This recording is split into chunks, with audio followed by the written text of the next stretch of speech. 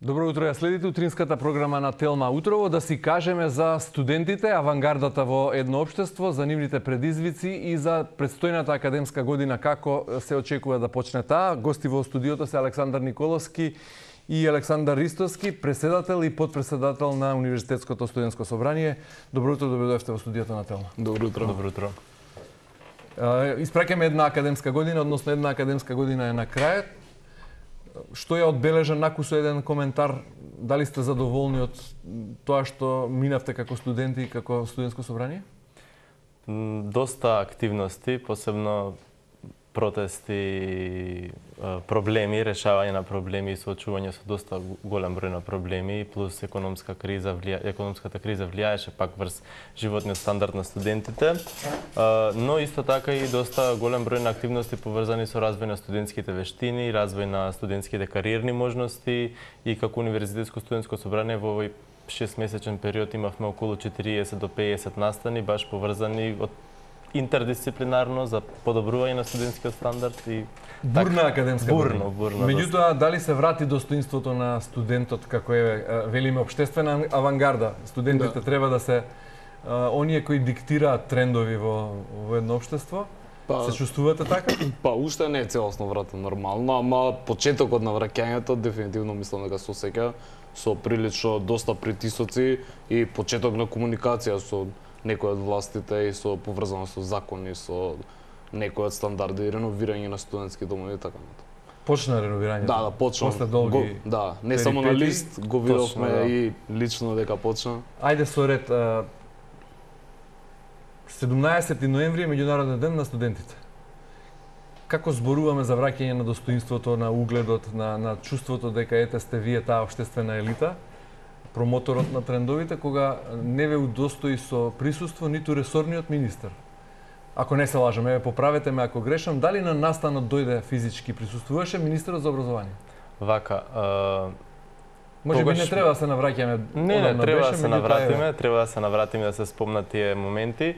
Ние на 1 ноември го составивме новиот состав на УСС и јас искрено 3 недели се молјакав да дочекам состанок со министерот, така што првичните моменти и првичната слика за МОН и до тогаш беше дека е нереспонзивна институција, дека институцијата не работи баш како што треба и тогаш од Министерството за образование и наука немаше гостин на настанот кога го одбележав меѓународниот ден на студентите, но потоа морам да кажам дека од кога направивме доволен притисок и после десетици јавувања да оствариме средба, тргна работите и во текот на декември, јануари, февруари, па можеби над 10 состаноци сме имале само со министерот, значи, така да го поправија впечатокот. Да, првично. Да кажеме за комуникација. За комуникацијски дел, да, имаме константна комуникација и со министерот, и со секретарот на министерот, и со делот студентски стандард, но нивото на комуникација во одредени сегменти не е задоволително и она што ќе се бориме како студентско собрание во текот на летото по формирањето на владата, делот студентски стандард да стане место кое што ќе биде навистина респонзивно за студентите, бидејќи до сега тоа оделение таму беше, мислам, не знам, јака и душа на жената која што го води. Само тоа ќе кажам, другите околу. Во ред сега имам предстои формирање на нова влада и би рекол можеби за повеќе за жалот колку за среќа ќе има нов министер за образование со оглед на бројноста на министрите кои се сменија во изминатите 3 децении. Да. Ниту еден речиси или еден само од истера цел мандат или двајца колку беа. И вашиот мандат како надлежни во тоа студентско собрание е краток, кус. Сега и нов министер за образование. Колку е можно во една таква фреквентна состојба во толку чести промени на надлежните да се создаде една стратегија, да се истераат некои цели, една програма зацртана, да ја истерате и вие како студенти и од другата страна бидејќи сте упатени на соработка, не можете едни без други. Сликата за високото образование кај нас, па и генерално за образованието е лоша токму поради тој момент кога ќе се навратите назад било која влада, просечниот мандат на министерот за образование е година и пол од прилика. Значи година до година и пол, две, еден министер само има издржано 4 години, што уствари покажува реалната слика за нашето образование. Ако ти еден човек немаш задржано 4 години во континуитет да го издржи притисокот на ресорот каде што на вистина има многу проблеми, тоа значи дека стварно има проблем во делот образование и ние притискаме како студентско собрание следниот мандат на министерот барем да биде 4 години, ако не и 8, бидејќи да речеме има земји кои што со консензус ги решаваат тие прашања и имаат министри по десетици години за да ги решат проблемите во образованието, истерајќи цела долгорочна стратегија. Во самиот студентски манифест како УСС УКИМ кој што го напишавме и го подпишаа по големите политички партии, стои дека мандатот на министерот бараме да е 4 години. А за вашиот мандат? За нашиот поднесовме законски измени да биде 2 години. Ги спрат. Зашто сега е година со можност за реизбор. Ако ти како студентски председател доволно добро работиш, ќе бидеш избран повторно доколку се е окей, нели? Вашиот мандат како раководство на студентите почна или коинцидираше со мандатот на новата актуелна ректорка на УКИМ? Да. И двајцата доаѓате од УКИМ, Александар Николовски од економскиот факултет, вие од ФИНКИ, ако сум прецизен. Би ве замолил кусо една академска оценка за новата ректорка и за првата година од незиниот мандат. Академска? Како го оценувате незиното работење? Многу е малку да се каже. Не е малку, вашиот мандат трае една година. Ама се уште нема поминато една година. Генерално сега би го оценил со 9, затоа што до сега се што сме побарале било остварено. Не би дал 10-ка затоа што има многу работи кои што треба да се решат и оставам резерва за да видиме до септември како ќе тераме со дигитализацијата, како ќе тераме со центарот за кариера како клучни цели на нашата програма и како ќе тераме со делот комуникацијски центар на УКИМ, студентско радио и така натаму. Ајде сурет ќе одиме. Вие сте подарежлив или ја мислам дека исто така 9. Бидејќи нели на крај како ќе каже председател така? Да, како каже.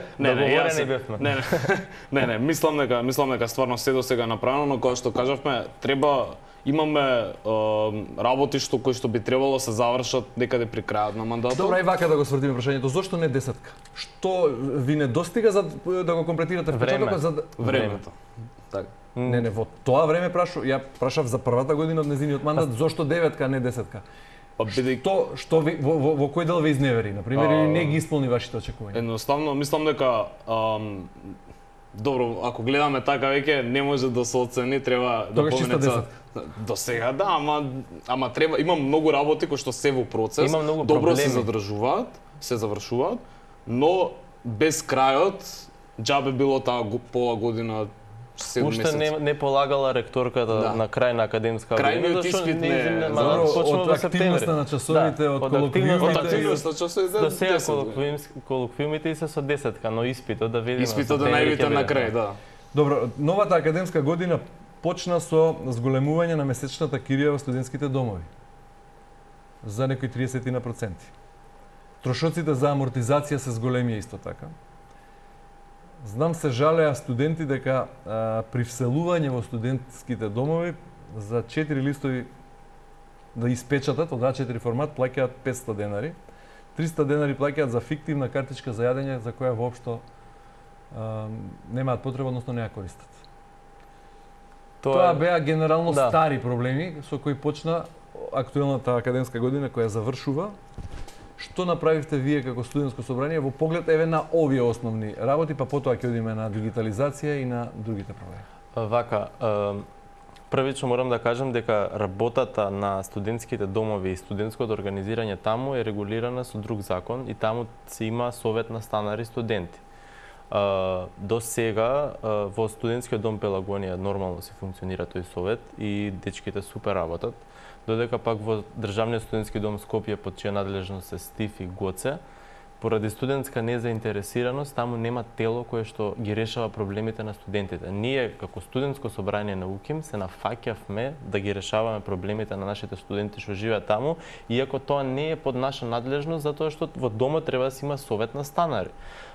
Сега, во дел на решавање на проблемите ние направивме прво повик за избори да се случи, да се создаде студентско тело кое што таму ќе треба да ги решава проблемите директно, зашто јас не живеам таму, не ги знам конкретно проблемите. Некој од Скопје да кажува. Влеговме во студентските групи, константно да комуницираме со студентите да ги дознаваме проблемите, за јас да бидам врската со директорот за секоја една работа, ако не знам, лифтот не работел, во групата се случува да пишуваат и ние да го бараме директорот за лифтот, доколку вие доле од службата не реагираат. Јас сметам дека таму, значи во студентските домови не се само студенти науким, ние во превод земаме некоја форма на студентско тело на сите студенти во Македонија, не само науким, дека сепак сметаме дека нели тие се наши колеги без разлика дали се беше формирано на пролетва и едно ново тело кое ги обединува студентите од сите и државни и приватни факултети. Точно, тоа. Точно, ама до тогаш немаше. Во ред, но сите добро работат. Ректоратот си работи добро, солидно, 9 кон 10, студентското собрание си работи 9 кон 10, се формираат нови здруженија на ниво на цела Македонија од сите универзитети, но повторно има едно нови, многу работи не достигаат. Има работи кои што треба се решават и треба време. Во делот на студентските домови за оние трошоци, преку процесот на дигитализација кој што е предвиден во високото образование, беше почнат со претходното Министерство за информатичко општество, делот со тие картички трошоци кој ќе биде дигитализиран нема да постојат. Ќе се реши проблемот. Сега, како ќе се реши? Студентите во целата држава треба да имаат една легитимација, во еден систем ќе бидат внесени, така што и во дел студентски домови, во дел студентски оброки, во дел индекс ИТН, кога ќе се дигитализира, а е во процес преку национална стратегија, проблемот со овие трошоци ќе биде решен. Кога го фативме студентскиот стандард на почеток, можеби требаше по обратен ред да почнеме со наставната програма, бидејќи го спомнавме и рейтингот на универзитетот и мандатот на новата ректорка, но еве да го довршиме прво студентскиот стандард. Не се работи само за високите трошоци при вселување во студентски домови, студентскиот оброк, квалитетот на храната во мензите. Трошокот за вселување е 3300 денари. Мислам дека ни 30% не бил покачен, истата цена од претходно во последните години, согласно законот, нели? Работата е што скоро половина и повеќе од половина студенти не плаќаат во студентските домови заради тоа што се деца од социјална категорија, деца на бранители и така натаму. И проблемот со 3000 денари не е толку висока цена за сместување, затоа што има, нели, приватното сместување или кој ќе направиме паралела со Белград, Словенија, Хрватска, сместувањето таму е поскапо, што не вклучува храна. Да речеме 80 и нешто евра е во Словенија сместување во студентски дом нормален, без вклучена храна. Кај нас е 3000 нешто денари со ручек и вечера. Доручекот е преку студентскиот оброк се регулиран. И проблемот настанува во квалитетот на услугата што дават домовите, а они се ограничени со закон, затоа што Министерството за образование покрива 50% од трошокот за сместување и студентот покрива 50%. Ако Министерството ја покачи цената на 14.000 месечно, студентот место 3 ќе плаќа 7, а квалитетот го нема. А сега 7.000 денари се издвојува месечно за студент. Добро, кога зборуваме за студентскиот стандард, кој е клучниот проблем, ако е трошоците за вселување и за престој во студентските домови не е клучен, односно не е... Клучниот проблем е измена на законот, потребата од измена на законот за студентски стандард, каде што е регулирано дека МОН плаќа 50, студентите 50. Со новиот закон, Министерството за образование и наука покрива 3/4 од, мислам, трошокот за сместување ќе биде 3/4 од потрошувачка кошничка, 1/4 од потрошувачка кошничка, околу 15.000, и од тие 15.000 МОН ќе покрива најголем процент, околу 70. Тоа е поурнек на словенечкиот модел?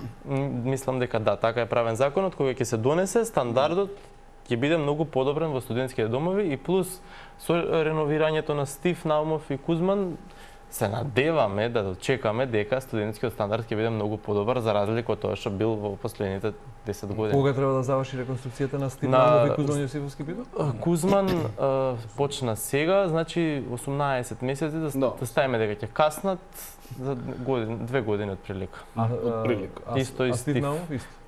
А кога ќе почне реновирање на Гоце Делчев и останатите? Гоце Делчев е реновиран целосно, освен мензата, која што е во процес на реновирање. Мислам, треба да почне сега со реновирање, а Пелагонија е во втората фаза од проектот со Германската банка.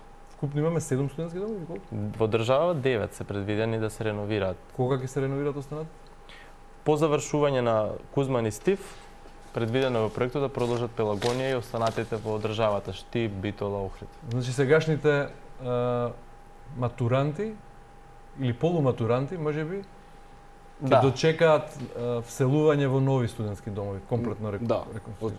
Да Бидејќи е потребен период од 4 години. Дека во договорот така сте. Да не кажеме ќе биде и после знаете Значи некои еден од работи. клучните проблеми во студентскиот стандард, прашањето кога го отворивме, е и висината на сумата која ја добива за домовете. студентски оброк. Или за студентски оброк оние 140 денари кои беа предмети на протести и предмет на различни толкувања? Па висината не е проблем, проблем е повеќе начинот на кој се даваат? Начинот на кој беше регулиран студентскиот оброк, па потоа нели сака да го укинат, па затоа имаше протести. Висината не е толку мала затоа што се работи за субвенција, не се работи за целосна поддршка за еден оброк.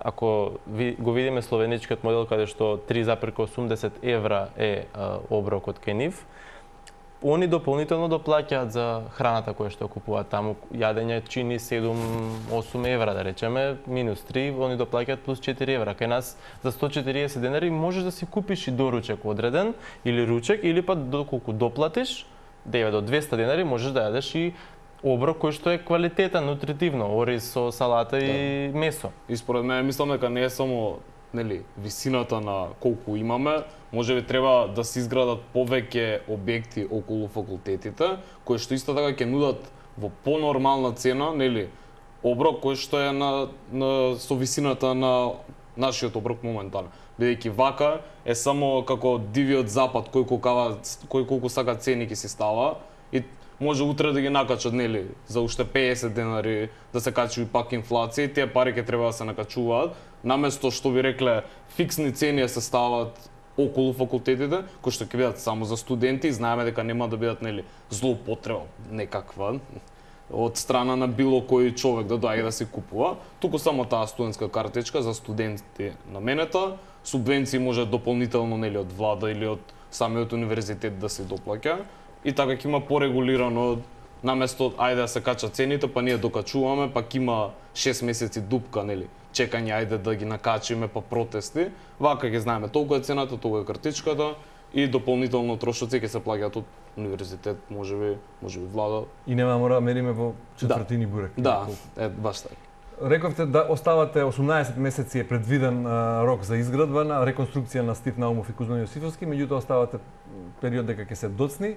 Во меѓувреме Финки нема зграда, учиме пред влада. Ќе почне ли новата академска година во октомври, односно септември во исти околности како и сега? Па во октомври се уште не сме сигурни. Чекаме да видиме како ќе биде ситуацијата околу барањата за БР или за други некои можеби алтернативни одговори кои што ќе ги дадат. За сега конкретно нема одговор. Што ви рекол деканот на последната средба? Тој е во комуникација со одговорните од Бирото за развој на образование, тие треба да ви отстапат некои простори? Така е последното што... Тоа е едно од барањата, ние секако не сме тука надлежни да кажеме кој што како треба прави. Конкретно кон владата беше тоа барање доставено за тие да најдат некакво решение, нели? Зошто? Што е проблемот што факултетот за информатички науки и компјутерско инженерство нема соодветни простори за колку 4000 студенти? 4000 студенти. Скоро 5. Што не достига?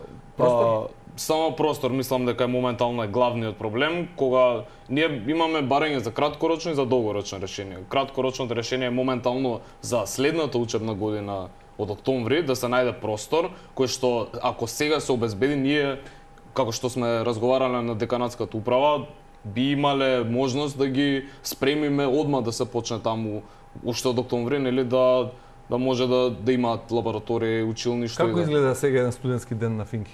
Што е проблемот? Проблемот е што некои предмети или првично сметајте дека еден од нашите амфитеатри се наоѓа на педагошкиот. Тоа е на некои 10 минути пешачење. И сега сметете ако 15 минути имаме пауза, ние немаме пауза, ние имаме некој тренинг. Трансфер од едно место до друго. Треба да јадеш, пример. И измеѓу исто шетање до горе-долу. Имаме огромни дупки во распореди, бидејќи нели не е можно физички да му го направиш перфектниот распоред на секој студент. Тоа е едната. Другата страна, кога полагаме од 9 сабеле до 9 вечер, бидејќи има и други факултети на тие места и ние не можеме да... Всушност, вие како финки користите простори на повеќе факултети? Да, на повеќе факултети. Така. И за тоа бараме краткорочно решение, барем да се ублажи, да можеме и наставата, бидејќи на одредени предмети изборни има и онлайн настава, бидејќи едноставно немаме простори. Сега, ние како финки нели, онлайн не ни е најголемиот проблем, ама на долгорочно тоа не може така да остане. Добро, поради тоа токму и протестиравте неколку пати. Во неколку наврати трчавте, правевте маратон, бевте пред влада за да ги анимирате надлежните да преземат нешто. Да, за краткорочно. Сега што, новата академска година повторно ќе протестирате или? Па, доколку нема никакви измени, не само новата, можеби во скоро време би било, нели, бидејќи сепак не треба и за во октомври и за долгорочно еден објект кој што е ветуван веќе долго време може да од сите власти што биле до сега, нели? И у програмата на и у програмата е ставено влада е сега. Да, ставено е пак така што кој да ќе биде. Добро, ете програмата на новата влада. Сте ги разгледале програмите што се однесуваат на образованието и тоа конкретно на високото образование на двете партии кои претендираат, односно кои веќе преговараат за формирање на нова влада, ВМРО, ДПМН и Влен Вреди? Да. Коментар? Вака, во делот на програмата на ВМРО ДПМН ми се допаѓа тоа што се осврнуваат на квалитет наспроти квантитет, односно за сеопфатна евалуација на програмите студиски. Што значи тоа ќе затвораат универзитети? Па не знам дали ќе затвораат, но како е можен квалитет наместо квантитет кога во моментов имаме 7 државни и 20 приватни универзитети? Точно, истата мисла. Па барем фузирање на одредени високообразовни институции или проверка на квалитетот кој што се дава на тие институции. Да. Ние 7 државни универзитети имаме, а имаме население од 1.800.000 жители, Словенија има 3 на 2 милиона и нешто. И тоа колку странски студенти имаат дополнително, они имаат над 80.000 студенти, ние имаме 55, а разликата во број на високообразовни институции е трудно поголема кај нас, мислам, да не дискутираме до толку, али пак жално е тоа што се случува со високото образование во последните години, тоа што се случувало преку отварање на универзитети. Квалитетот не се постигнува со тоа што ќе отвориш нова високообразовна институција, туку треба да ја реформираш старата или да донесеш квалитетни кадри кои што ќе ја реформираат самата стара високообразовна институција, затоа што имаат капацитет. УКИМ има капацитет да упише 10.000 студенти, а годишно се опишуваат во цела држава околу 11.000, а другите, мислам, жална е реалност, ама се надевам дека согласно новата програма која што има предвидено новата власт што треба да дојде, ќе се направи нешто во однос на тоа, бидејќи они планираат и формирање на национално тело кое што ќе ги води тие реформи за високо образование. Понатаму имаат доста добар дел во делот на дигитализација и интернационализација на високото образование. Останува оној дел за студентски стандард преку реновирање на студентски домови, разгледување на висината на студентскиот оброк и превозот. Така што генерално добри сигнали. И зградата на Финки, морам да кажам, стои таму во програма. Дека се доизгради зградата на Финки. Да, се доизгради. Сега тоа супер личи на хартија. Да се вратите на програмата на старата влада каква била 2020 и сега 2000 кога дојде новиот премиер, ќе си речеш ова е топ програма, ама на дело ништо нема. Мислам, ние се мачевме за едни стипендии да се исплатат на студентите, а камоли да збориме за реформи кои што стварно треба. Нови студиски програми, евалуација на старите студиски програми, следење на трендовите, интернационализација, привлекување на странски студенти кои што треба тука да творат и да се развива општеството. Ние се караме да исплатат пари на студентите. Мислам, колку денови сме изгубиле за жал заради неефикасното работење на МОН. Тоа е. Али се надеваме дека сега ќе притискаме и преку новото национално студентско собрание да имаме канцеларија во МОН, каде што директно ќе имаме притисок врз самите органи кои што ги водат студентските програми, посебно делот на наука и квалитет на високо образование. колку вашите професори на економски и на финки пишуваат научни трудови и објавуваат во реномирани научни списанија, бидејќи тоа е еден од критериумите врз кои се вреднува и се еволуира потоа рейтинг местото на најстариот универзитет во земјава. Па согласно, Па кај нас прилично пишуваат доста и мислам дека главната причина и најголем проблем е што во ресерч студентите, ние преку предмети за истражуваме и пишуваме трудови, но за да останат уште повеќе или на магистарски студии, кај што највеќе уствари треба да се фокусирани тие трудови, таму малце е потешко да се задржат, зошто бидејќи нели барем во IT платите наспроти колку може факултетот да ти понуди или ти што треба, не знам, да замислиме дека треба од свој џеб да плати за да испрати труд, мислам тоа може да се насмеат и да си се вработат и да имаат, нели, нормален живот под наводници. А наместо тоа се финансира и да му каже, ние повеќе ти нудиме од индустрија, дојде и во образование, дојде научни трудови, да стане подобар нашиот универзитет. Нели, доаѓа момент кај што од странство ни викаат, кај нас е без пари образование, научни трудови ќе ти може да има пристап, имаат фондови за наука, ние немаме. Фондови многу поголеми и затоа и така универзитетите таму се многу подобро рангирани, плюс дигитализацијата исто така е фактор кога зборувавме со ректорката за рангирањето на универзитетот и ете го делот квалитет наспроти квантитет. Од 7 државни и 20 приватни, еден е рангиран и тоа на 1990-тото место, за разлика од Белград кој што е рангиран на 300 и некое место. Мислам, тоа е сликата за како работела владата и како била поддржател на развој на високото образование на сите образовни институции. Веројатно како студенти ја имате почувствувано и како негативна пракса партизацијата во општеството генерално зборувам. И веројатно тоа е што многу ваши колеги или матуранти па ги охрабрува да си ја бараат среќата надвор, да заминат да студираат во Словенија, во Бугарија или во некои други земји, секој според можностите. Дали имате чувство дека оваа сега стратегија владина на новата влада во делот на образованието и реформата на високото образование ќе биде национална, надпартиска, државна или повторно ќе стане збор за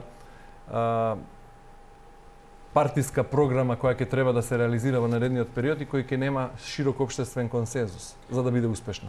Може ли таа партиска програма, она од која убаво ви личела на хартија, меѓутоа не е реализирана од претходната влада, или оваа од идната, во која имате и сте охрабрени и ве радува, како што рековте, можни ли се ефекти? Ја лично мислам дека вака ако гледаме да кажувам дали ќе биде, дали нема да биде реализирана, мислам дека тој начин на размислување кај мене не ми се свиѓа. Јас повеќе сакам да кажам, ние сме тука да ги притискаме кога нема да си ја завршат работата, а кога ќе си ја завршат, сите ќе бидеме среќни и нели, ќе збориме за нешто 15 во општеството. Така што мислам дека тука е супер што е тука. Ќе оставиме време да видиме како ќе без да судиме пред време. Джентлменски, вие како медиумите, 100 дена за новата влада. 100 дена за новата влада, па сега не можеме да кажеме ќе биде супер пише на хартија кога историски на назад врати се што се случувало и пред 7 години и какво беше општеството. Не можеме сега да кажам ќе цути све, така, мислам мораме да оставиме со резерва и ако се најавуваат промени, треба да гледаме историски што и како се случувало и да се држиме на резерва. Но верувам дека доколку сака да направат промени, треба да не вклучат и ние ќе притискаме да бидеме вклучени, затоа што нашиот интерес не е партиски, туку е општествен. И тоа е моментот кај што сметаме дека доста предничиме во однос на претходните раководства на студентските организации, затоа што пред да се воведе реформата во високото образование, знаете, имаше тепање на студенти, студентските организации беа партизирани и така натаму. Јас се надевам дека до крајот на нашиот мандат и после нас ќе доаѓаат студенти кои што нема да бидат со партиски интереси и со интерес за да земе некоја позиција, туку да промени некои нешта. Тоа беше нашиот интерес од почеток, уште го тераме и здравие се надеваме дека со нашиот притисок ќе дојдат барем одредени позитивни промени во нашиот мандат. Кога станува збор за корупција во високото образование, сте били ли сведоци на ета така мито, сведоци или пак информирани од некои од вашите колеги, или сте дошле до некакви сознанија? Имаш одредени случаи годинава кај студентскиот правобранител поврзани со тоа. Она си реагираше на време, си поднесе представки до самите декани, до професорите, случаите беа решени, така што работиме и на тоа поле, посебно студентскиот правобранител, бидејќи нејзина должност е тоа да го работи, да ги штити правата на студентите. И со воведувањето на дигитализација во делот на електронски учебници, кој што е во делот на програмата на ректорката, и тој модел на дај пари за книга, ќе можеш да полагаш, ќе се тргне. Некоја сива корупција, да, таква. Прикриена корупција кај професорите, што е жално што се случуваше, некаде се уште се случува, но веќе и тоа ќе биде во заборав. Да, помалку се случува, ама сега со дигитализација, мислам, тоа е целата поента. Дигитализација е најголемиот непријател на корупција, бидејќи не можеш едноставно, тоа е цел систем кој автоматски си работи, не можеш ти да тргнеш учебникот што е поставен или веќе правилата, нели, не може да ти побара 500 денари компјутерот, може да е ставено толку и тоа е фиксно и сите го гледа. Тоа е главната цел. Што е со ChatGPT, вештачката интелигенција во однос на фалсификување на научни трудови, на оние трудови што треба да ги пишувате и кои се пишуваат, фейк дипломи? Па ChatGPT е многу добра алатка. Но колку се злоупотребува? Сега прашувам од страна и на студенти и на професори кога објавуваат научни трудови, што е вистински, што е авторски, што е копи-пейст, што е препишано, што е фалсификувано? Има посебни системи за проверување дали е плагиат или не, а ChatGPT, мислам, ако двајца користат ChatGPT, по автоматизам може системот да го познае, не па повеќе луѓе, така што сметам дека не е тоа толку ограничен е просторот за злоупотреба. Ограничен е, делот кој што не е ограничен не е тоа повеќе на светски рамки и мислам тоа доколку е проблем во Македонија е проблем и во Америка, ако би се решило пример во Америка, истото би го знаеле од тука. Не сметам дека толку е ограничено, затоа што не е до толку ограничено, се зборува на посебно на други универзитети од држава дека има плагиати и тоа апла. Тема на дискусија. Форумот за образовни промени, која што е студентска организација, вадеше за одредени професори дека имаат и тоа докторати плагиати, магистерски трудови и посебно функционери. Ама тоа е веќе тема на дискусија за доколку може да се користи можеби ChatGPT, дали можеби треба да се вклучи, нели, можеби калкулатор пред 200 години било како комплетно препишување, воопшто не се земе во обзир, така што се менуваат времињата. Само малку околу Македонија во бројки, Државен завод за статистика за 10 години има објавено дека има 30.000 основци помалку, 22.000 помалку средношколци и речиси 10.000 помалку студенти. Наспроти тоа, статистиката покажува дека бројот на вработени во основните училишта е зголемен за наставници 2300, 877 наставници повеќе во средните училишта, додека бројот на професори на факултетите се зголемил за 919 нови кадри. Има факултети во земјава кои имаат повеќе професори отколку студенти во последниве години по упис. И тука повторно се навраќаме на прашањето за неодржливоста на толку голем број на универзитети. 9 државни и 20 приватни. Неодржливо е. Отворено го кажуваме моментот дека на вистина е потребно да се... Како да се реши тоа? Може би да се стави процент пример, професор наспроти... Да се види праксата во Европа, толку. Види праксата, спроведи ја тука и чао. Како да се зголеми квалитетот на наставните програми? Мислам дека почесто треба да има само консултација со некој од пракси на европски земји и после додатокот нели на локално ниво да се имплементира тука, бидејќи нема што ние сега да измислуваме стратегии кога некои огромни земји со врвни научници уште пред 50 години го измислиле тоа и сега ние да измислуваме нешто трето. Треба да се превземе тоа што веќе функционира и го гледаме дека се функционира и да го ставиме кај нас со дополнителен простор за локалните потреби, што не е пола систем, тоа е 20-15% разлика. Иако сме сиромашна земја, фактот што сме помалку од 2 милиони го олеснува решавањето на проблемот. Пред градија на некој поголем град. Ако има волја, навистина, лесно може да се средат работите во високото образование и да тргнат напред, нели? Точно. Добро, вие како млади луѓе, не само како академски граѓани, студенти во завршни години, односно веќе и во постдипломски, како гледате на иднината на земјава? Оптимисти ли сте во однос на тоа прашање? Сакате да останете дома, сакате да заминете надвор да правите кариери? Вака, и тоа прашање е дискутабилно затоа што ние сме млади и доста можности имаме како млади, посебно земјата е отворена кон светот, нели, во последниве години и често ни се поставува прашањето дали вреди тоа што го правиме тука, дали сакаме да го правиме, дали сме будали што трошиме сати и сати за развој на нешто што не знаеме дали ќе се развие, но одиме од помислата дека вреди да се проба. Јас, пример, 3 години поред работев во Германија преку лето, затоа што финансиските можности таму и тука не се споредливи и зошто се вратив? За да пробам да сменам некои работи. Доколку не се смена, доколку иднината на држава отиде во насока каде што сите ќе си го гледаат својот интерес, а уништувајќи го општествениот, тогаш нема зошто јас да би останал тука, но верувам, еве сега ќе имаме нова влада, ако се спроведат добри политики, ако се спроведат добри реформи за развој на повеќе сфери во општеството, зашто не е само образование, иако тоа е првиот клуч, образование, здравство, правда, мислам дека може да имаме иднина тука, доколку се е како до сега во последните 30 години, не ми е проблем да се иселам, тоа е битно. Знаеме дека сме пробале, сме се потрудиле нешто. Александар, ти каде ја гледаш Македонија по неколку години и ти во неа или ти од дистанца некаде? Па, јас генерално сакам од лично искуство да студирам можда 1 година во странство, колку да видам, тоа е повеќе лично, мислам дека не е поврзано со толку многу со државата или колку е добро, нели? Сепак сметам треба да се види светот малца, но сега за враќање назад моментот е, јас сметам дека пред некој да размисли да се исели, треба првично да проба некој време дома да си одржи. Да кажам јас сега, не чини дома, а јас ништо не сум пробал, што искрено многу голем дел од младината го прави. Да, сите плукаат. Да, окей е ти ако си пробал да измениш, поминале година, 2-3, пример ние имаме вложено многу од нашето време, што 99% студентите па и не се замараат и не сакаат, многу и ги сваќам до негде.